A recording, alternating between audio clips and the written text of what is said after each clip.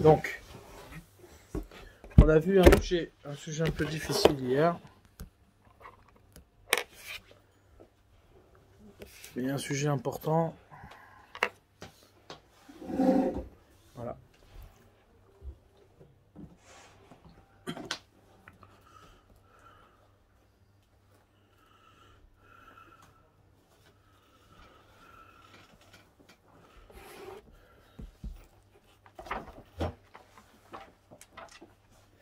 Donc on a vu quelque chose d'assez compliqué, assez difficile, c'est quoi? C'est de voir que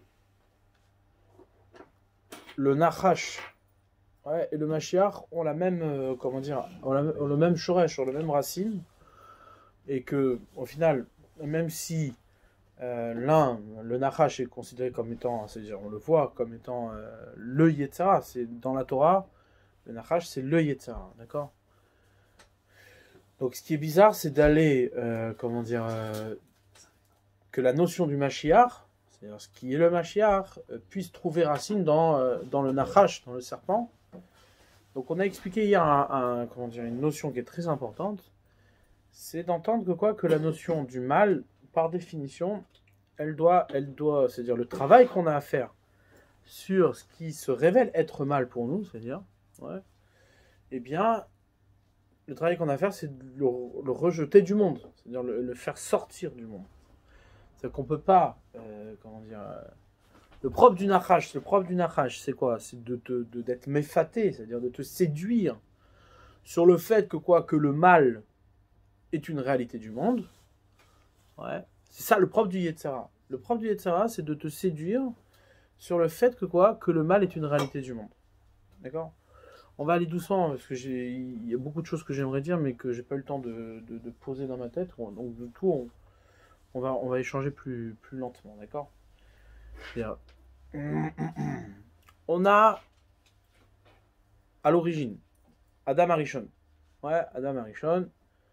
Ils ont, comment dire, la Torah nous montre un décor qui est un peu particulier. C'est quoi? C'est quelque chose qu'on donne une mitzvah à Adam Arishon, au premier homme, d'accord? Et qu'il y a un serpent, ce Nachash, d'accord, qui vient et qui cherche à séduire l'homme et à lui faire manger ce fruit interdit, donc à transgresser la parole d'Akadosh Baruch Hu. On sait très bien que transgresser la parole d'Akadosh Baruch Hu ne peut pas être une réalité. Elle ne peut pas être, comment dire, c'est quelque chose qui ne peut pas être réel. Parce que c'est-à-dire, ça voudrait dire que la volonté d'Akadosh Baruch Hu peut être transgressée. D'accord? Donc, qu'est-ce qui permet une telle chose? Comment se fait-il que dans la création, il y a un Nachash qui puisse pousser l'homme à transgresser la parole d'Akadosh Baruch Hu? D'accord? Si cette chose-là n'existe pas, c'est-à-dire transgresser la parole d'Hachem, c'est être face à une réalité, c'est-à-dire être face à comment dire, à une impossibilité, d'accord? Comment se fait-il qu'il existe dans la création, Akadosh Baruch Hu a créé ce qu'on appelle le Nachash? La question, elle se renforce par le fait même que Akadosh Baruch Hu a mis dans le Gan Eden. Donc le Gan Eden, qu'est-ce que c'est? Le Gan Eden, c'est le lieu dans lequel il y a plein d'arbres et plein de fruits. D'accord? C'est un jardin. Ferme la porte, Raphaël, s'il te plaît. Comment dire? Le Gan Eden, c'est un jardin. C'est un jardin dans lequel il y a plein d'arbres et donc il y a les fruits. Donc c'est-à-dire ce que représente le Gan Eden, c'est justement c'est les fruits que le monde met à disposition pour l'homme. D'accord? Mais malgré tout, il y a un arbre qui a un fruit interdit, mais qui est là, qui est présent. Akadosh Baruch Hu, il a créé. C'est le Etz Hadat Tovara. C'est l'arbre qui a comme fruit, celui qui réunit la connaissance du bien et du mal. Donc cette réalité-là, elle est là. C'est-à-dire, ok, tu m'as dit de ne pas le manger, mais malgré tout, elle existe. Donc comment c'est possible qu'une telle réalité puisse exister dans la création? C'est-à-dire une réalité qui mélange le bien et le mal. D'accord? Maintenant, pour comprendre ça, il faut qu'on fasse un petit détour sur un personnage dans la Torah, d'accord, qui est, que Yaakov, d'ailleurs c'est un peu la paracha de notre semaine, que Yaakov a rencontré sur son chemin, qui est Lavan. Lavan, dans la Haggadah, il est décrit comme étant celui qui a voulu détruire à la racine le peuple juif. Ouais. Pharaon, lui, n'a décrété que sur, comment dire, les mâles, ouais, que sur les garçons. Lavan avait décrété aussi bien sur les garçons que les filles. C'est-à-dire, lui, il voulait à la racine défaire le clan Israël. Ouais. Sur ça, il y a un commentaire, un livre qui s'appelle Sha'arei Orah, ouais, qui a un commentaire d'un Rishon, c'est un Rishon, qui dit la chose suivante. C'est ramené dans plusieurs endroits, mais le Sha'arei Orah, il dit la chose suivante. Il dit qu'en vérité, Lavan, ouais, le personnage de Lavan, il trouve sa racine dans ce qu'on appelle le Loven Aelion, c'est-à-dire le blanc supérieur. Ouais. Qu'est-ce que ça veut dire? Parce que, comme son nom l'indique, Lavan, il est appelé Lavan, Hachem Loven, ouais, sur le blanc. Il était blanc. Ouais. Quelle était son idéologie? Qu'est-ce qu'il incarnait? Qu'est-ce que ça représentait? Comment dire, le blanc? Donc le blanc, ça représente, comme nous disent nos sages, ouais, la Torah, elle est écrite Shachor al Gabé Lavan. Ouais, les parchemins, la Torah, elle est écrite noir sur blanc. Shachor al Gabé Lavan. Et Bémet, ça fait partie de la halacha, que quoi? Que une lettre qui est entièrement noire, elle est écrite d'encre, ouais, fait partie de la halacha qu'elle doit être entourée de gvil, elle doit être entourée de parchemin, de blanc. Si la lettre colle une autre lettre, c'est plus cachère. D'accord? Et mashma du Beth Yosef, que quoi? Que la raison pour laquelle la Torah n'est pas cachère, la Torah n'est pas cachère si la lettre n'est pas entourée de blanc, ouais, c'est pas dû au fait qu'il faut un blanc, c'est dû au fait que quoi, que c'est un défaut dans la lettre. C'est-à-dire que le blanc participe, ouais, à l'expression de la lettre. Ouais, pour comprendre. Si demain on a un parchemin qui est blanc, le blanc, qu'est-ce qu'il incarne? Il incarne l'infini. Ouais, le parchemin, il est blanc, c'est-à-dire c'est un champ de possibilités infini. Tu peux écrire ce que tu veux. Dès lors que tu vas commencer à écrire et déposer donc l'encre, les lettres sur le parchemin, tu délimites, c'est-à-dire tu crées des limites à ce champ de possibilités. Ouais, c'est le contraste qui fait la lettre. Voilà. Donc, lorsque tu écris ta lettre, Shachor, lorsque le langage des Chachamim veut nous signifier que quoi, que la Torah elle est écrite Shachor al Gabé Lavan, qu'est-ce qu'elle veut nous dire? Elle veut nous dire que quoi, hein, que la lettre qui représente la limite, parce qu'une lettre elle est limitée, elle représente un cadre, elle représente un son, elle représente, comme son nom l'indique, la lettre en hébreu c'est hot. Hot c'est un signe, c'est-à-dire elle signe quelque chose, elle délimite quelque chose. C'est grâce à ça qu'on peut donner du sens. Ouais. Eh bien, la lettre, ouais, doit être entourée de la vanne pour bien montrer que cette lettre-là provient, ouais, de l'illimité. C'est-à-dire que les limites que la Kadosh nous a révélées dans le monde ne sont là que pour nous donner accès, c'est le support c'est ce qui nous donne accès au Loven. D'où la nécessité, ouais, dans la halakha même, de mettre les ktarim sur les lettres, c'est-à-dire les couronnes sur les lettres.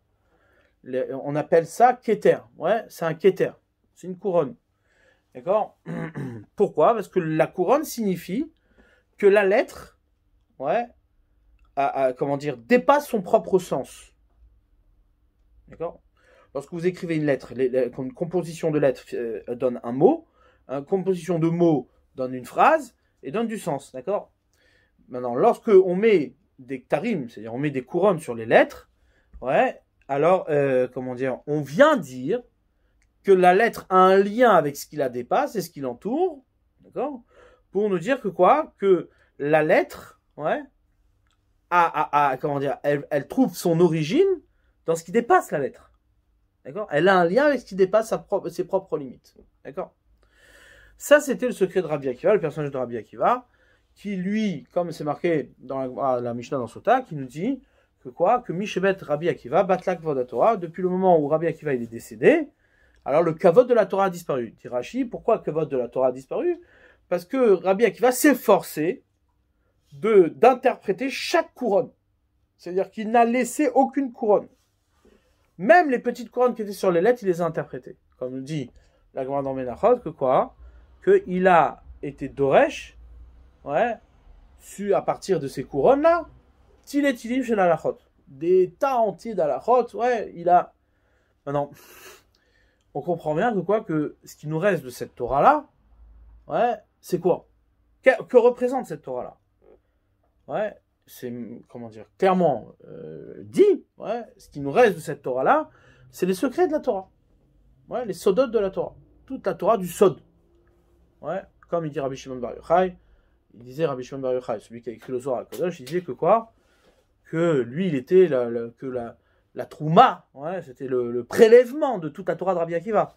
Il était un prélèvement de la Torah de Rabbi Akiva, d'accord? Donc, tout ça pour dire que quoi? Que effectivement, nous, on a la lettre, elle est claire, elle est nette, elle est précise, elle se délimite, ouais, donc on arrive à la saisir, mais malgré tout, le sod, ouais, le secret, c'est quoi? C'est d'aller chercher le lien entre les limites et ce qui est son origine, c'est-à-dire ce qui l'entoure, le loven, le blanc. D'accord? Maintenant, que signifie ce blanc-là? Ouais, le blanc, il signifie donc l'au-delà de limite, c'est-à-dire l'illimité. Ouais, l'infini. Ouais. L'infini, c'est quoi? Ouais, du point de vue de la révélation, parce que l'infini, c'est aussi une forme de révélation. D'accord? C'est ni plus ni moins le fait que quoi? Qu'il y a dans cette dimension-là ni bien ni mal. C'est-à-dire que ton acte n'a pas de conséquences à ce niveau-là, ouais, s'il est bien ou il est mauvais. Peu importe ce que tu fais, de toute façon, les choses sont comme elles doivent être. C'est-à-dire que ça revient toujours au blanc. Ça revient toujours, en fait, à quoi? À ce qui accueille la lettre. Ouais. C'est-à-dire qu'en vérité, comment dire, l'existence du bien et du mal, en tout cas la différence entre le bien et le mal, ouais, n'existe qu'au niveau de la lettre. Une fois qu'il y a l'écriture, ouais, une fois qu'il y a l'écriture et que les limites sont posées, alors effectivement, sortir des limites, de ces limites-là, c'est le mal. Être dans les limites, c'est le bien. D'accord? Mais tant qu'on est dans le lavan, tant qu'on est dans le blanc, là où il n'y a pas encore d'écriture, alors ton acte, qu'il soit bon ou mauvais, n'a pas d'impact. Il ne peut pas faire ni bien ni mal. Car de toute façon, c'est la volonté d'Akadosh Baruch Hu qui est infinie et qui prime. Peu importe ce que tu vas dessiner sur le parchemin, de toute manière, ce sera la volonté d'Akadosh Baruch Hu. Parce que tu seras complètement absorbé par le lieu qui t'accueille. Ouais.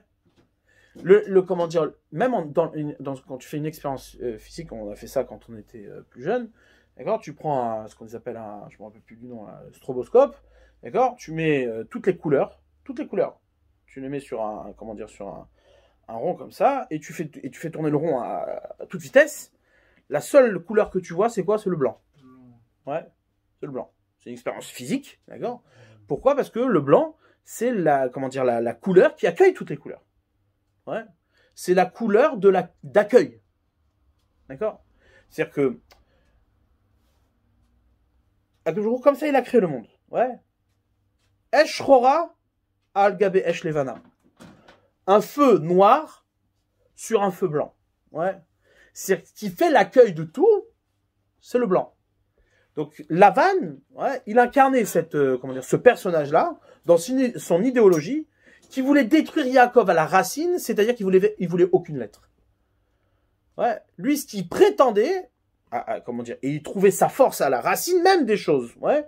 À la racine de Yaakov, il trouvait sa force. Ce qu'il prétendait, c'est quoi?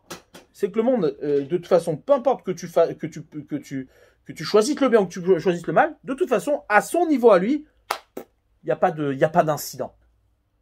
Ouais, c'était prétendre le fait que l'acte que tu vas faire n'a pas d'incident dans l'histoire et dans le monde. D'accord? Ok? Ça, c'est ce qu'on appelle le Lovena Elion. Ouais. Maintenant, qu'est-ce qui rend possible, justement? Ouais. Qu'est-ce qui rend possible, justement, une telle réalité? Ouais, que le bien ou le mal n'a pas d'incidence? C'est justement cette réalité du Loven. C'est-à-dire qu'il existe une dimension tellement haute, tellement puissante, qui nous dépasse complètement, qui est que le bien et le mal n'a pas de conséquences. Et c'est lui-même qui permet le bien et le mal. C'est-à-dire que s'il n'y avait pas cette réalité-là, alors on n'aurait pas pu écrire quoi que ce soit. On n'aurait pas pu écrire quoi que ce soit. Ce qui fait qu'Akadosh Baruch Hu peut, c'est-à-dire qu'Akadosh Baruch Hu laisse, par le libre arbitre, il te laisse faire du mal, c'est parce que ce mal-là, dans une dimension supérieure, à la racine, n'a pas de conséquences. D'accord? Il n'a pas de conséquences. L'un dépend de l'autre. C'est dur S'il n'y avait pas cette réalité-là, que la, comment dire, à un certain niveau où la faute n'a pas de conséquences, alors la faute n'aurait pas été possible. Elle n'aurait pas été possible. C'est difficile à imaginer parce que nous, on voit bien qu'il y a des fautes qui ont des conséquences. Enfin, nous, à notre échelle. Au niveau de la lettre. Mais le travail, c'est justement de, comment dire, de se connecter à partir de la lettre à ce loven. D'où la halakha qui est que quoi? Qu'une lettre dans la Torah doit être entourée de blanc. Si elle n'est pas entourée de blanc, elle n'est pas cachère. La lettre n'est pas cachère. La lettre n'est pas cachère, ouais. C'est-à-dire que le sens lui-même n'est pas cachère. Il n'y a plus de sens. C'est-à-dire que le sens, c'est-à-dire les limites, sont préservées par le fait justement qu'elles soient complètement entourées de blanc. Pourquoi? Parce que le sens a besoin d'un makom pour être accueilli. C'est-à-dire que et ça c'est très important, même dans, comment dire, dans une démarche de compréhension, dans une démarche de réflexion, tu peux pas réfléchir si tu crées pas l'espace qui va accueillir ta réflexion. Ouais. Il faut que, comment dire, qu'il y ait un espace pour accueillir ta réflexion. Maintenant, toi, tu peux pas prendre conscience, et c'est dans tout comme ça, même dans la matière, c'est comme ça. Tu peux pas prendre conscience d'un makom, d'un lieu, d'un espace, si cet espace n'accueille pas d'objet. Nous, on n'a pas cette capacité-là. Ouais. Notre capacité à prendre conscience d'un espace, c'est parce qu'il y a un objet qui occupe cet espace. Demain, il n'y a pas d'objet qui occupe l'espace, je ne peux pas prendre conscience de l'espace. D'accord? Pareil, exactement pareil. Ouais. S'il n'y a pas de shachor, s'il n'y a pas de noir, c'est-à-dire d'écriture, de lettres, qui occupe le blanc, ouais, eh ben, je ne peux pas prendre conscience du blanc qui l'accueille. Donc, du point de vue de la réflexion, c'est exactement la même chose. Du point de vue du date, de la connaissance, c'est exactement la même chose. Exactement la même chose. Le sens ne peut pas être, comment dire, capté, ne peut pas être saisi s'il n'y a pas de makom, s'il n'y a pas de lieu qui l'accueille. Par contre, tu ne pourras pas prendre conscience du lieu qui l'accueille, ouais, si tu ne déposes pas un sens dans ce lieu. D'accord? Et c'est pour tout l'importance d'un makom kadosh. Tu viens au Beth Midrash. Ouais. Si tu déposes n'importe quel sens, tu peux pas prendre conscience du makom que tu es en train d'investir. Ouais. Titus, il arrive dans le Kodesh HaKodashim, il déchire les rouleaux, il prend une prostituée et il va avec une prostituée dans le Kodesh HaKodashim. Quelle est son intention? Son intention, c'est de contester complètement, ouais, contester complètement le makom. D'annuler complètement la dimension du makom. Donc du lavan, du blanc qui l'accueille. Sauf que, bah, au niveau qu'est-ce qui rend possible ton action aussi grave, aussi sale, ouais. Ça n'a pas de conséquences. C'est parce que ça n'a pas de conséquences. Parce qu'il y a bien un makom qui accueille tout, Il y a bien un makom qui est avant, qui est premier, avant la lettre, avant le sens, avant tout. D'accord? C'est ce qui rend possible, encore une fois, ouais, toutes les horreurs qu'on peut rencontrer. Pendant la Shoah, on pouvait, tuer un juif en plein milieu du Beth Midrash. Pourquoi une telle horreur est possible? Bah parce qu'il existe un makom, ouais, dans lequel, ça n'a pas de conséquences. Que tu fasses ça ou que tu fasses ça, ça n'a pas de conséquences. Les choses n'ont de conséquences qu'au niveau de la lettre. Qu'au niveau du sens qui habite le makom. Ouais. D'accord? Mais nous, notre niveau, c'est ça, on ne doit pas trop penser comme ça, parce que... Nous, on peut atteindre ce niveau-là à partir du sens. On ne peut pas l'atteindre à partir du makom, on peut l'atteindre à partir du sens. C'est ce que je viens de te dire là maintenant. C'est-à-dire que qu'est-ce qui nous donne accès au blanc? C'est la lettre. On ne peut pas atteindre le blanc sans la lettre. S'il n'y a pas d'objet qui occupe l'espace, tu ne peux pas prendre conscience de l'espace. Maintenant, tu vas prendre conscience de l'espace, ouais, suivant le sens que tu vas y déposer. Si tu déposes la bonne lettre, la lettre que Akadosh t'a donnée, tu pourras bien prendre conscience du makom qui l'occupe. Ouais. Mais si tu déposes n'importe quoi, des saletés, des sens qui ne sont pas du sens, eh bien tu vas prendre conscience d'un makom qui n'existe pas. D'accord? Donc tu ne pourras pas prendre conscience de la dimension infinie du makom qui accueille une telle chose. Ouais. Et maintenant, pourquoi je dis tout ça? Pourquoi je fais ce détour-là? C'est exactement la même chose au niveau du Nachash et du Mashiach. Exactement la même chose. Ouais. Comme on l'a expliqué. Le mal, le rat, n'a pas de, il n'existe pas. Il n'existe pas. Parce que effectivement, il n'existe pas. En tant que Ra, il n'existe pas. D'où vient la réalité du Etzadat Tovra, de l'arbre de la connaissance du bien et du mal? D'où vient une telle réalité? Comment tu peux créer une chose pareille? Même si tu dis ne pas y toucher, ok, mais pourquoi c'est là? Parce que du point de vue d'Akadosh Baruch Hu, il n'y a pas de conséquences. Le bien et le mal sont la même chose. C'est-à-dire pour lui, il n'y a pas, c'est ni bien ni mal. Les deux choses arrivent au même tachlit, au même but. Que tu fasses le bien, que tu fasses le mal, de toute façon, c'est exactement la même chose pour lui. Là où ça a une différence, c'est pour toi. Donc toi, interdit d'y toucher. Toi qui se trouve dans la lettre, toi qui se trouve dans le sens, toi qui se trouve dans les obligations, tu peux pas manger un tel fruit. Tu peux pas gérer une chose pareille. D'accord? Donc toi, ton travail à toi, c'est d'exclure le mal de la réalité de ton monde. Et comment tu peux faire ce travail-là? Comment tu peux en arriver à exclure? C'est-à-dire, dans les deux sens, comment le mal peut occuper le monde et comment toi tu peux arriver à l'exclure du monde? C'est parce qu'il existe une réalité dans laquelle, le bien et le mal n'ont pas de conséquences. C'est pour ça que il a créé cet arbre. Il a voulu montrer à Adam, il a voulu éduquer l'homme, lui montrer qu'il existe bien une dimension que tu n'as pas le droit d'atteindre, que tu n'as pas le droit de toucher, à laquelle tu n'as pas accès, qui est que le bien et le mal n'ont pas de conséquences. La seule chose que toi, tu peux atteindre, cet arbre-là, c'est marqué que s'ils avaient continué, qu'ils avaient résisté à cette, tentation de manger cet arbre-là, qu'est-ce qui s'est passé? Ils auraient mangé, après seulement. Après Shabbat, pendant Shabbat, etc., et qu'ils auraient vécu éternellement. Donc ils auraient pu, oui, avoir accès à ça. Mais avoir accès après, c'est-à-dire comment? D'abord en faisant devancer le sens qui te permet d'accéder à une telle dimension. Mais si toi, ton sens à toi, ton écriture, c'est de prétendre un mélange du bien et du mal, il n'y a plus de blanc. Il n'y a plus de blanc. Dans ton monde à toi, il n'y a plus de blanc. Donc du coup, tu n'as plus accès. Tu n'as plus accès. D'accord? On a accès. Ouais, et ça, c'est pareil. C'est-à-dire, imagine-toi, une personne, elle est dans une pièce. Dans cette pièce-là, entièrement fermée. On est en pleine journée. Ou en pleine nuit, on ne sait pas. Ouais, tu sais pas quelle heure il est. Tout est fermé, tout est feutré, tout machin. Moi, j'arrive de l'extérieur, je peux te raconter ce que je veux. Il fait nuit dehors ou il fait jour dehors. Qu'est-ce qui fait que je peux te raconter qu'il fait jour ou qu'il fait nuit? Ouais. C'est parce que dans le cadre dans lequel tu te trouves, eh bien, t'as pas de visibilité sur cette réalité-là. Et c'est exactement la même chose. C'est-à-dire ça n'a pas de conséquence pour toi qu'il fasse jour ou qu'il fasse nuit. Parce que dans le monde dans lequel tu vis, le jour et la nuit n'ont pas d'impact sur ta réalité. D'accord? Donc pareil, il existe bien un lieu dans lequel, le bien et le mal n'existent pas, c'est-à-dire n'ont pas de conséquences. Parce que de toute façon, là où tu es, ça n'a pas d'importance pour toi. Donc qu'est-ce qui rend possible le fait que le mal ou que le bien puisse, exister dans le monde, c'est parce qu'il existe une réalité dans laquelle ça n'a pas de conséquences. Ça n'a pas d'impact. Tu peux me dire qu'il fait que ce soit blanc ou que ce soit noir, ça ne change rien. D'accord? Mais exactement pareil au niveau du Mashiach et du Nachash. Le Nachash, comme on l'a dit, le Nachash, c'est lui qui est, qui accouche du Mashiach. Ishaï ou un Nachash. Ishaï, c'est lui le Nachash. Il accouche du Mashiach. Comment il peut accoucher du Mashiach?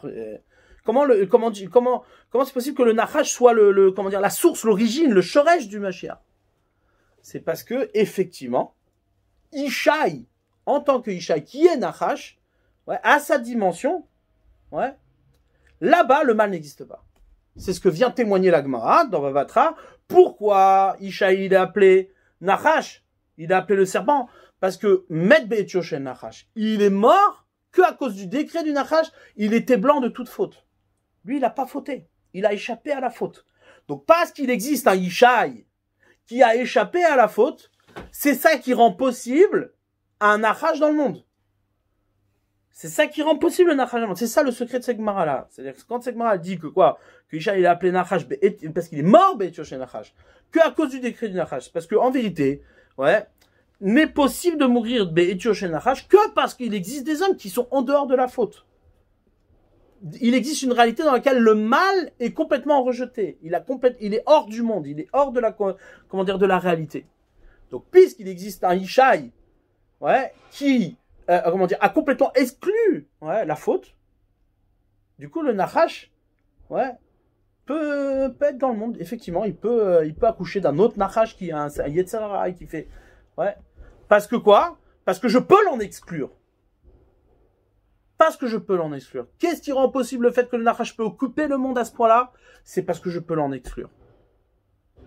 Si je pouvais pas l'en exclure, ben, il serait pas possible. Hachem, il aurait jamais permis que le Nachash puisse habiter le monde sans qu'on puisse l'en exclure. D'accord? Donc, ce qui est à l'origine du Nachash, qui est au shoresh du Nachash, c'est Ishaï. Ishaï, c'est-à-dire un homme qui faute pas. Un homme sans faute. D'accord? C'est pour ça qu'il est appelé Nachash. Pourquoi? Parce que c'est lui qui est à l'origine du Nachash. Donc, du coup, c'est lui qui est aussi à l'origine du Mashiach. Pourquoi? Parce que le Mashiach, c'est celui qui va exclure le mal du monde. Qui va ramener la royauté dans le monde et qui va exclure le mal du monde. Vous avez compris comment ça fonctionne? C'est très simple. C'est c'est assez simple. C'est-à-dire que encore une fois, on en revient à ce qu'on disait la dernière fois, c'est que le mal n'a pas de il n'a pas de consistance en soi. C'est-à-dire, le mal n'est pas une réalité en soi. Il n'existe que parce que il existe une réalité dans laquelle il n'existe pas, où je peux l'exclure complètement. D'accord? Donc ça veut dire, lorsque tu vois du mal, c'est une invitation à exclure le mal du monde. C'est-à-dire à noter une situation impossible. Parce que ce que tu réclames, toi, c'est d'être au shoresh. C'est d'être à la racine, c'est d'être à l'origine des choses. Si le mal te convient, c'est que quelque part, tu n'aspires plus à être à l'origine. Tu n'aspires plus à revenir à ce qui est d'origine. Ouais. Donc du coup, tu t'arrêtes à la lettre. Et tu ne regardes pas qu'est-ce qui accueille la lettre, ce qui rend possible la lettre. D'accord? Donc, en d'autres termes, ça veut dire quoi? Ça veut dire que ça, on le voit par exemple dans Sfirat HaOmer. Ouais, Sfirat HaOmer. Le conte du Homer. Ouais, comme on a dit, Ishaï, c'est Yesh d'un côté et Yesh de l'autre. Ouais. Yesh, c'est quoi? Yesh, ça veut dire l'existence. Yesh, il y a. En hébreu, Yesh, c'est il y a. Ouais, c'est l'être. Ouais. L'homme, il est composé de deux êtres. C'est-à-dire, comme c'est marqué, au moment de la création de l'homme, qu'est-ce qui a marqué? Vayitzer, Hachem, il a façonné l'homme avec deux yud. Au contraire des animaux, avec un seul yud. Ouais. Rashi, il explique, c'est quoi les deux yud? C'est Olam Hazeh et Triatametim. Ouais. Ce monde-là et la résurrection des morts. C'est-à-dire le Olam Haba. Ouais. Donc l'homme, il est composé de deux êtres en vérité. Deux yud. Ouais. Ishaï, Yesh, Yesh. D'accord? Maintenant, ces deux êtres-là, nous, notre travail, c'est déconnecter. C'est d'en faire un seul. Ok? Maintenant, c'est Ishaï, il est justement l'exclusion du mal. Il incarne l'exclusion du mal, qui rend possible justement le mal comme une épreuve. Ouais. Parce que justement, il est ces deux yesh-là. Il connecte ces deux yesh-là. Comment on peut connecter ces deux yesh-là? C'est ce qu'on appelle la dimension du tov, la dimension du bien. Dans toute le cheminement du conte du Homer, on a deux périodes. Ouais, comme on l'a dit plusieurs fois, on a deux périodes. On a la période des élèves de Rabbi Akiva qui sont morts pendant les 32 premiers jours. Et on a la deuxième période où, effectivement, il n'y a plus d'épidémie. D'accord? Ces deux périodes-là correspondent à, ce qu'on appelle Kavod Yamim, comme dit le Maharal. Ça correspond au Kavod. Ouais, Kavod, c'est Gematria 32, c'est les 32 premiers jours du Homer. Pourquoi? Parce que les élèves de Rabbi Akiva, l'Onagu Kavod Zelazé, se sont pas comportés en Kavod l'un à l'autre. Donc ils ont détruit la notion de Kavod. D'accord? Donc pendant toute cette période-là de Kavod jour, eh bien ils sont morts. Mais après les 17 autres jours qui restent, c'est ce qu'on appelle Tov. Tov, c'est Gematria 17. Ouais. C'est Tov Yamim. C'est-à-dire qu'il y a deux périodes dans le Homer. Ce qu'on appelle première période Kavod, deuxième période Tov. Comme on dit tous les jours dans la Tfila, Tov, Yatsar, Kavod Lishmo. Le Tov, il a créé le Kavod pour le nom divin. C'est-à-dire que tu veux atteindre le nom d'Akadosh Baruch Hu, il faut passer deux étapes. Ouais, il faut passer l'étape du Kavod. D'abord, tu tu honores, tu te soumets à la volonté d'Akadosh Baruch Hu, et seulement après tu peux accéder au Tov. Seulement après tu peux accéder au Tov. Une fois que tu as accédé au Tov, alors là tu es sur le chemin du nom divin, c'est-à-dire de la volonté d'Akadosh Baruch Hu. D'accord? Donc, c'est-à-dire, ce cheminement-là, en vérité, sont les deux yesh. Un premier yesh qui est, donc, on peut imager ça par la notion de kavod. Ouais, c'est-à-dire que dans le Olam Hazé, notre confrontation au Olam Hazé, c'est quoi? Ce n'est qu'une histoire de kavod. C'est-à-dire, à qui tu donnes le kavod? Est-ce que tu annules complètement ta volonté devant celle d'Akadosh Baruch Hu? Ouais. Une fois que tu as fait ça, alors tu accèdes au Tov. Là, tu accèdes au bien. C'est-à-dire qu'une fois que tu es complètement soumis à cette réalité-là, alors cette réalité-là peut t'emporter. C'est exactement le même fonctionnement que la lettre sur le blanc. Si la lettre, tu la reconnais pleinement, alors tu reconnais aussi le parchemin qui l'entoure. Tu reconnais le makom qui l'entoure. Cette lettre-là, tu peux pas l'écrire n'importe où. Pourquoi? Parce que c'est les lettres de la Torah. Donc il faut un parchemin qui soit Torah aussi. Et donc qui définisse le makom sur lequel il est écrit. Ouais. Dans un Beth Amidrash, tu peux pas te comporter comme tu te comportes aux toilettes. Ouais. Quand tu lis la Torah, tu peux pas te comporter comme si tu lisais ces phrases-là dans un torchon au milieu du Nouveau Testament. D'accord? C'est pas possible. Tu peux pas mélanger les deux choses. Ouais. Là, ici, c'est Kadosh. Là-bas, c'est un autre makom. C'est un autre makom. Ouais. C'est pas cachère. Ouais. Donc, le sens, c'est ce compte-là. D'ailleurs, Omer, ouais, comme il dit le Hari Akadosh, Omer, Aïn, Vav, ouais, même Resh, avec le Vav ou sans le Vav? Non, c'est sans le Vav. Omer sans le Vav, ça fait Yesh.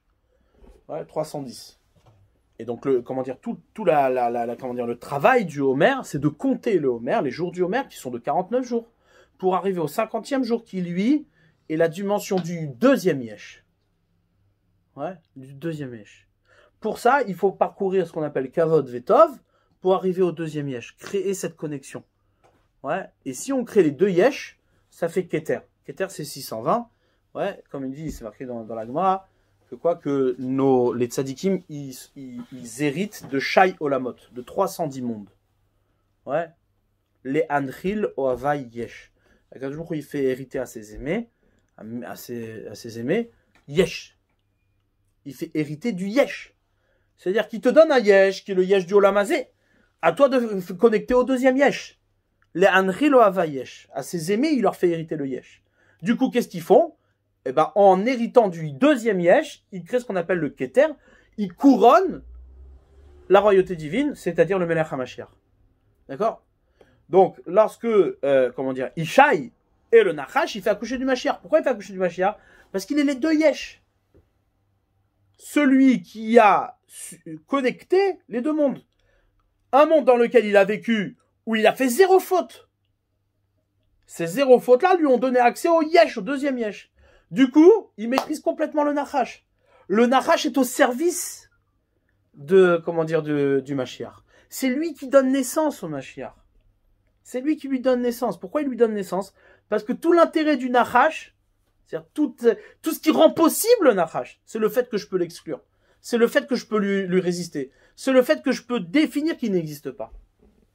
Donc du coup, c'est lui qui accouche du Mashiach. D'accord? Maintenant, ça nous renvoie, d'ailleurs, juste une petite parenthèse, le mot Keter, ça se lit dans les deux sens. Keter, c'est karet. C'est karet. C'est-à-dire que, tu peux arriver au Keter, ou tu peux être complètement exclu, complètement défait de cette réalité-là. Ouais. Et comment ça se fait? C'est lorsque tu arrives à exclure le mal du monde. À exclure le mal du monde, ouais. Sinon, karet. Keter ou karet. Ouais. C'est-à-dire, pourquoi c'est karet? Parce que si tu couronnes pas, tu te retrouves être dans une réalité qui n'existe pas. Donc t'es karet. T'es karet. Ouais. Ça, c'est le secret, ouais. C'est-à-dire que tout le travail de Keter, ouais, tu peux arriver au Keter que si soit toi t'es karet, soit tu fais karet du mal. C'est-à-dire tu déracines le mal, tu défais, tu déconnectes le mal du monde. Ouais. Ça fait partie du Yesod, c'est-à-dire du fondement de la Emouna du Klal Israël. C'est que, encore une fois, le mal, ouais, n'est pas, n'est pas une réalité avec laquelle tu composes. C'est une réalité, c'est que tu repousses, que tu effaces. Ouais, le mal n'existe pas. Il n'existe pas, ouais.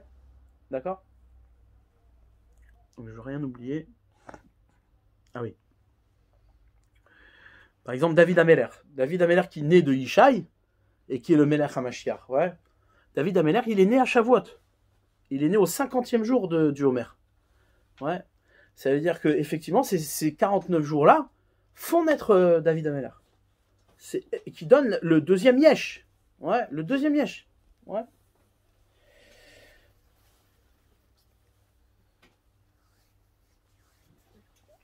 Comme ils disent, ouais, c'est marqué que David Ameller, il est né de Ruth à Moavite. Il est né de Moab. Moab, c'était le peuple le plus tamé qui existe. Ouais, on dit, nos sages, Moab, c'est Gematria même tête. C'est les 49 degrés d'impureté. David Ameller, c'est celui qui a su, justement, il est devenu David Ameller parce qu'il est né de Moab, il descend de Moab, parce qu'il a su déraciner les 49 degrés d'impureté. Il les a complètement chassés du monde. Du coup, il est devenu David Ameller. Ouais, du coup, il est devenu David Ameller, et donc il est devenu, le roi et le Melech HaMashiach. C'est le rôle du Mashiach, c'est pas de t'expliquer comment gérer le mal. Non, comme essaie de faire le Mashiach politique. Ouais. Où Jésus, il arrive, il dit, écoutez les gars, je prends les fautes sur moi, et vous, ne vous inquiétez pas. Ouais. C'est le Mashiach politique, celui-là.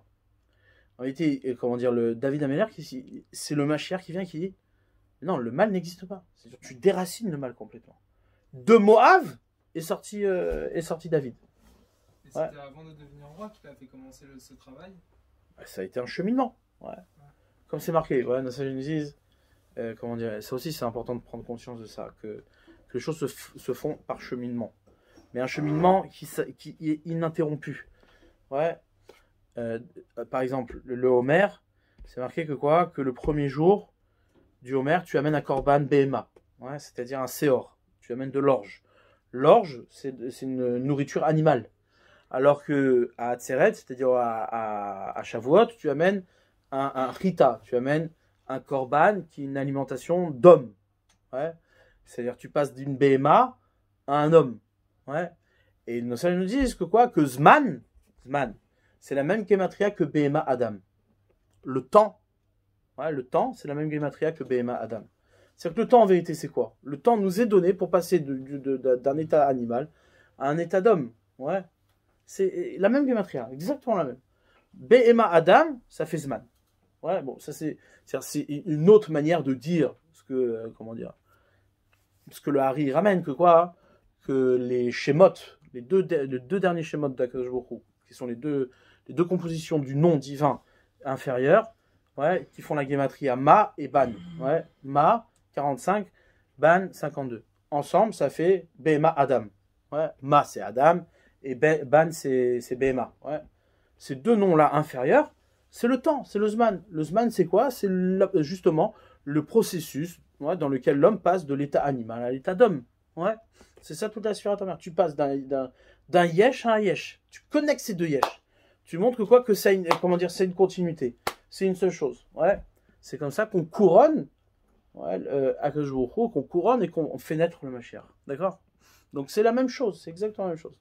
Maintenant, pour en revenir à la question que pose le Kessar, ouais, le César. Donc là, ici, comme on l'a dit, ouais, on se trouve vraiment en première génération du César. Rabbi Yoshua ben Hanania, c'était l'élève de Rabbi Yochanan ben Zakkai.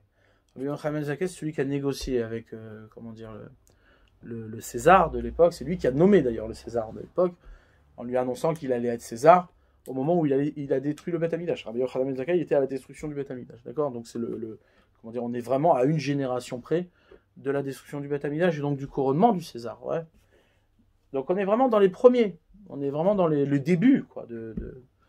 Donc ce César, qu'est-ce qu'il lui dit? Ouais, il lui dit, Nachash le kamame averumoli. C'est-à-dire le Nachash, en combien de temps il accouche? Ouais, sa question en vérité, c'est ça. C'est-à-dire le Melech HaMashiach, ouais, le Mashiach, la question du Mashiach. En combien de temps il naît? Parce que en vérité, les Césars, Édom, c'est celui qui a amené le faux Mashiach. C'est lui qui a décrété le Mashiach, le Messie dans sa modernité. Hein. C'est lui qui a amené ça. Lui, il vient et tu dis, mais attends, les Chacham de Yavan, ils te disent en 3 ans. C'est-à-dire, il fait partie du cycle du monde, comme on l'a expliqué, ouais. Ça rentre dans le cycle du monde. Il ne faut pas dépasser le cycle du monde pour pouvoir faire naître le Mashiach. Ouais. Donc en réalité, ce qui se passe ici, c'est exactement ce qui se passe dans la naissance même de Yaakov et de Esav. Ouais. C'est-à-dire que ce qu'on vient d'expliquer, c'est de nous faire comprendre que quoi? Que le processus de la naissance du Melech HaMashiach, du vrai Mashiach, ouais, inclut également la naissance du faux Mashiach. C'est-à-dire, quand lui vient, les Chacham de Yavan, qui donnent la possibilité au Kessar d'imaginer que le Mashiach est né en 3 ans, ouais, ça veut dire quoi? Ça veut dire qu'on est dans l'exil de Édom. L'exil de Édom, c'est elle qui participe également au temps qui fait accoucher le vrai Mashiach. C'est ce qu'on appelle Chevle Mashiach, c'est-à-dire les difficultés de l'enfantement du Mashiach. Eux, il dit au bout de 3 ans. Il dit, moi je te dis au bout de 7 ans. Ça veut dire que, en d'autres termes, ce qu'il est en train de lui dire, c'est quoi? C'est que, toi, tu crois que le Mashiach est déjà venu, qu'il a déjà accouché, mais sache que ton Mashiach à toi, il fait partie du processus de la naissance de notre Mashiach à nous. Lorsque Édom, il domine sur le monde, ouais, et qu'il prend, la shlita, la domination du monde, et qu'il prétend à son Mashiach, tout ça, nous, notre Mashiach, il est encore dans le ventre. Il est encore en train de naître. Tout ça, c'est exactement la gestation de notre Mashiach. Ouais. Pourquoi? Parce que effectivement, ce Nachash là, leur Nachash à eux, il est inclus dans notre Mashiach à nous. Parce que notre travail à nous, c'est d'exclure tout ça. C'est d'exclure toute la réalité de Édom et de leur Mashiach, etc. Et de leur fin à eux, leur conception de la fin, pour pouvoir faire naître le vrai Mashiach. C'est exactement comme ça que Yaakov il est né. Ouais. Comment Yaakov il naît? Il naît d'abord d'un Esav qui sort, avec Yaakov qui tient le talon de Esav et qui finit par sortir. Ça veut dire que la naissance de Yaakov, ouais, elle provient de la naissance de Esav. C'est Esav. En tirant Esav, tu tires Yaakov. En tirant Esav, tu tires Yaakov. Ouais. C'est pour ça que Yaakov il arrive en second. Pourquoi? Parce que Esav il fait partie du monde. Il fait partie de l'histoire. Par contre, Yaakov, lui, il fait pas partie. C'est celui qu'on voit naître à la fin de l'histoire. Et c'est la raison pour laquelle Yaakov, il a pris tout à Esav après, pas avant. Ouais. Parce que la légitimité de Yaakov ne peut pas être une légitimité qui appartient à l'histoire du monde. Le Melech HaMashiach ne peut pas être une légitimité qui appartient à l'histoire du monde. C'est une légitimité qui est hors de l'histoire du monde. D'accord? Sa légitimité, elle est avant même ta légitimité à toi. Vous comprenez? C'est pour ça que Yaakov, il a récupéré la bracha de Esav après coup et sous cette forme-là. Parce que dans le fonctionnement du monde, ça peut pas être visiblement droit. Ça ne peut pas être droit. Le monde, il est tordu. Donc, c'est comme quand tu veux redresser quelque chose de tordu. Qu'est-ce que tu fais? Tu tords ce qui est tordu. Ouais. Toi, tu vas me dire, ouais, mais pourquoi t'es en train de tordre? Mais fais les choses droites. Mais je peux pas, c'est tordu, il faut bien que je redresse. Ouais. Donc t'es obligé de tordre les choses pour que les choses se redressent. Donc Yaakov, il a apparemment un comportement tordu. Pourquoi? Parce que c'était déjà tordu. Donc il fallait tordre ce qui était tordu pour mettre les choses droites. Ouais. Pourquoi c'est comme ça? Parce que la réalité d'Israël n'est pas dans le monde. Donc du coup, forcément, pour la révéler, il faut tordre le monde qui est tordu. Ouais. Et remettre les choses droites. Comme c'est marqué, la Gemara elle ramène que, comme on l'a dit plusieurs fois, le Ramban il ramène que quoi? Que Maaseh Avot Siman Labanim. Ouais. L'action des pères, l'histoire des pères, sont un signe pour les enfants. C'est-à-dire que quoi? Que ce qu'ont vécu nos pères, nous on le revit et on l'assume. C'est-à-dire on doit le construire, Maintenant, il dit que à la fin des temps, ouais, on sera exactement comme Yaakov, C'est-à-dire que Yaakov, il est retourné sur la terre d'Israël mort. Met. Ouais, c'est pour ça qu'il a été, embaumé. Ouais, c'est-à-dire pour préserver au moins le corps d'Israël. Ouais. C'est-à-dire il retourne sur la terre d'Israël mort. Il dit à la fin des temps, le clan d'Israël il retournera sur sa terre mort. Mort. Il n'y a plus de spiritualité, zéro spiritualité.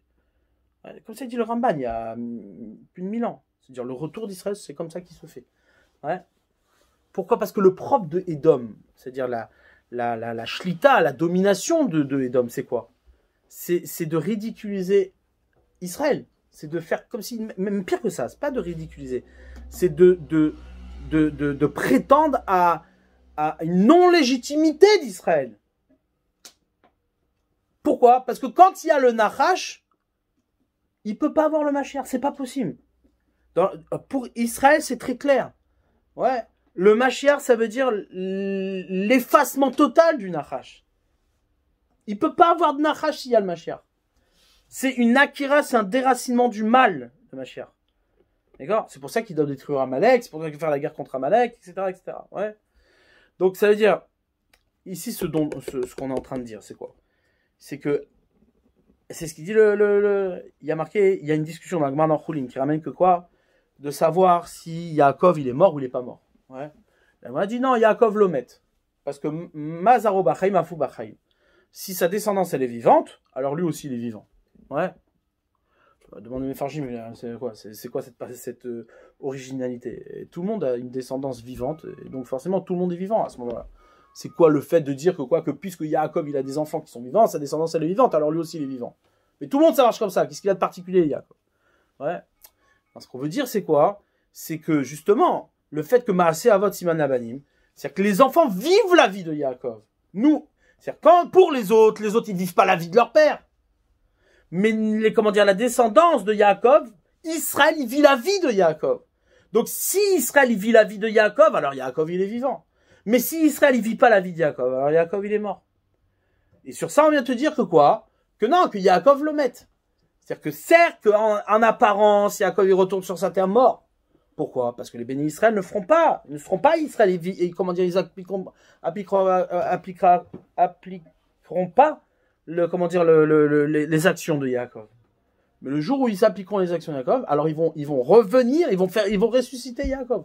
Ils vont faire revivre Yaakov. Ouais, parce que eux, ils vivent la vie de Yaakov. C'est ça qu'ils vivent. Israël ne vit pas une autre vie que celle de Yaakov. Ouais.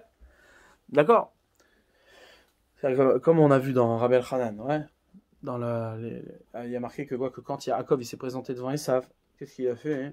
Ouais. Il a présenté d'abord les enfants des servantes, les enfants des servantes. Ensuite, Léa, c'est-à-dire les enfants de Léa. Et après, Rachel et Yosef. Ouais. D'accord? Et ça, il n'avait pas accès directement à Yosef. Et il dit, c'est marqué, le Gaon de Vina, il ramène dans Even Shlema qu'à la fin des temps, ce sera comme ça. C'est-à-dire que la Torah, elle sera dénigrée. Yosef, Rachel, tout ce qui est, la profondeur d'Israël, elle sera dénigrée. Les Talmidei Chachamim, Yosef et tout ça, ça représente Talmidei Chachamim. Ouais. Mais ceux qui seront en avant, ce seront les enfants des esclaves. Ouais, ce seront les enfants des esclaves. Ouais, tout ce qui est la bassesse d'Israël, celle qui sera en avant, celle qui dirigera le monde. Ouais. Pourquoi c'est comme ça? Pourquoi cette réalité elle est comme ça? Parce que ça c'est possible, c'est-à-dire c'est possible, parce que justement le travail du Mashiach c'est de déraciner tout ça, c'est de défaire tout ça. Ouais. C'est d'enlever cette réalité-là. Donc vous comprenez comment l'un dépend de l'autre. Quand on dit que le Nachash est la Gematria Mashiach, ouais, c'est normal parce que encore une fois, ce qui rend possible le Nachash, c'est le Mashiach. Ce qui rend possible le Nachash, c'est Yishai. C'est-à-dire cette personne qui vit sans faute. Maintenant, parce qu'il existe des hommes qui vivent sans faute, alors le Nachash, on peut le laisser faire, c'est pas grave. Vas-y, fais ta vie, tu peux séduire. Mais de toute façon, arrivera le moment où on va te défaire du monde. Parce que tout ce qui te rend possible, c'est cette réalité-là. D'accord?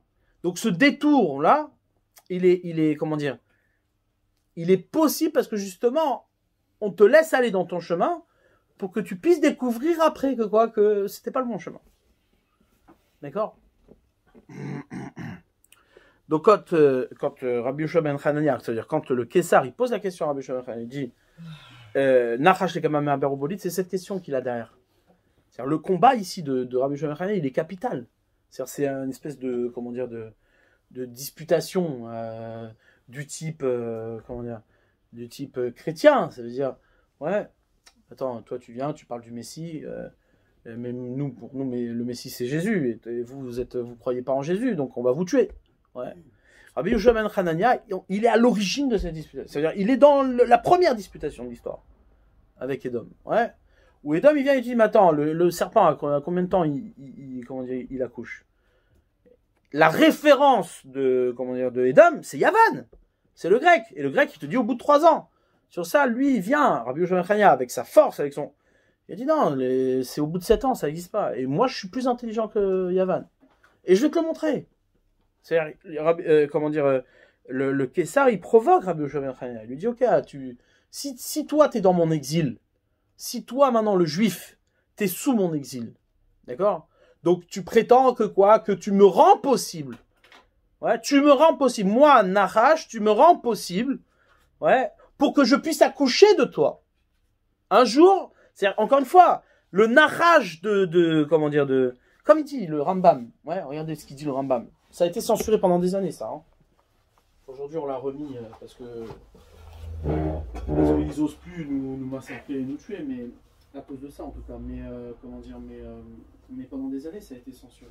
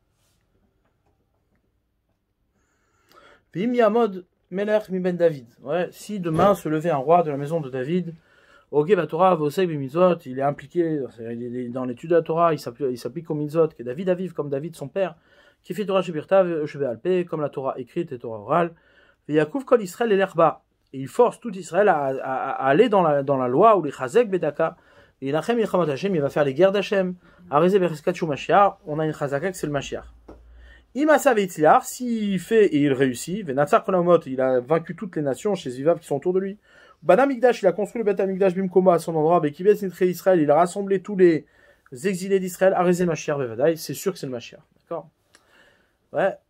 Veim Lo Itzliar, et s'il n'a pas réussi à faire ça, jusqu'à Atko, on est Erag, ou bien il a été tué, ouais, Beyadoa She'enozé, Shiv Ticha Alav Torah. Ouais, c'est pas celui sur lequel la Torah a dit que c'est le Mashiach. D'accord? Bon, ça élimine beaucoup de prétendants. Maintenant, Shivtira alav Torah, Ve'areu kechol malché bet David Hashlemim Meshalem Shemetu. D'accord? Ils font partie de tous les rois de David qui sont cachers, mais ils sont morts. Ils ne sont pas martyrs. Pourquoi il les a mis en place, ces gens-là? Pour éprouver le rabbin, pour éprouver les Bnei Israël. Shinema omina maskinim ikashlu litzrof ba'en ulevera lelaben ad et ketz ki od la moed. Af Yeshu à Notri, même Jésus, ouais, comment dire, le Notri, chez Dimash Yé Mashiach, il lui semblait être le Mashiach, Venerag Bebeddin, il a été tué par le Beddin, ouais. Gvar Nitavabo Daniel déjà avait une prophétie sur lui, Shnemar, Debritse Amecha, Inasu, la Hamid Chazan et Irchelo. Ouais, Vechiyash Mirchol Gadol, est-ce qu'il n'y a pas une plus grande, comment dire, embûche que cette histoire-là?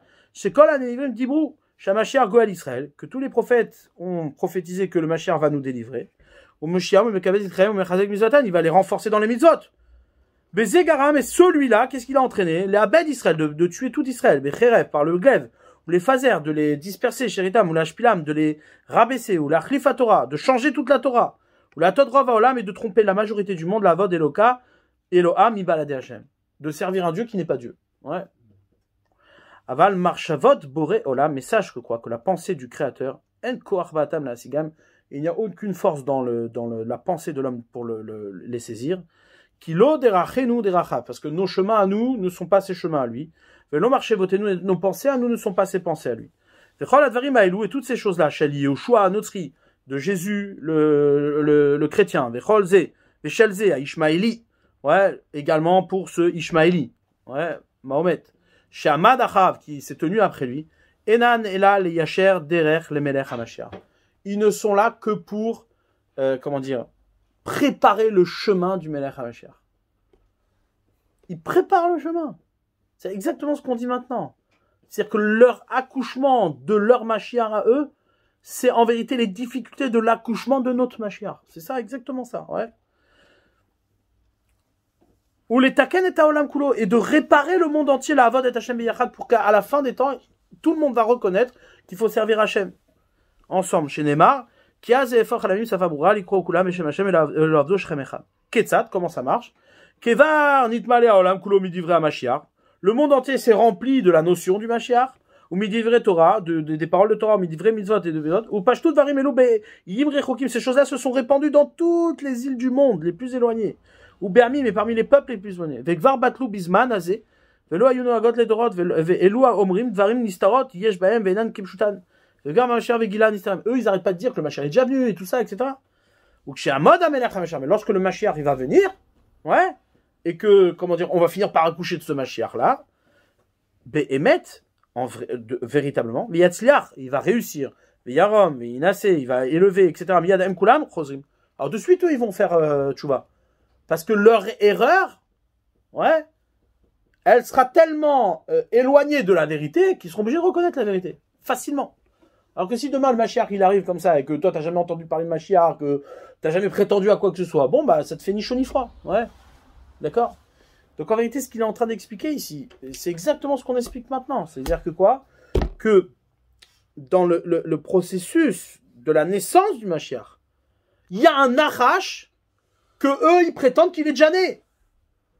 Il y a un Nachash qui est déjà né dans le processus. Sauf que nous on te dit mais non, t'as déjà pris un Nachash enceinte, toi, t'as déjà pris un Nachash qui était déjà plein, ouais. Donc toi tu participes à la naissance de notre Nachash à nous, c'est-à-dire du Mashiach. D'accord, c'est exactement ça. Ce qu'il dit le Rambam, c'est exactement ce qu'on a dit maintenant. D'accord. C'est ce qu'on voit au final quand Hachem avant de la Torah d'Israël, il est passé par Esav et Ishmaël. Ouais. C'est le principe au final. Ouais. C'est ce principe-là que Esav et Ishmaël au final vont faire que. Mais pourquoi c'est comme ça? Pourquoi c'est comme ça? Parce que le Mashiach, c'est pas, encore une fois, c'est pas juste pour, comme on pourrait l'entendre du Rambam, c'est juste pour clarifier les situations et rendre plus acceptable ce qui doit être acceptable. Ouais. Non, c'est parce que la réalité du Mashiach, c'est le déracinement de cette fausse réalité-là. C'est que le mal doit complètement disparaître du monde. C'est-à-dire le Mashiach, il déracine cette. Donc ok, alors vas-y, exprime tout ce que tu exprimes pour te montrer qu'à la fin on va enlever tout ça. Ouais, c'est pour ça que notre génération, c'est la génération la pire qu'on ait jamais connue. Ouais. Pourquoi c'est la pire? Parce que ça n'a jamais existé autant d'humiliation de la Torah.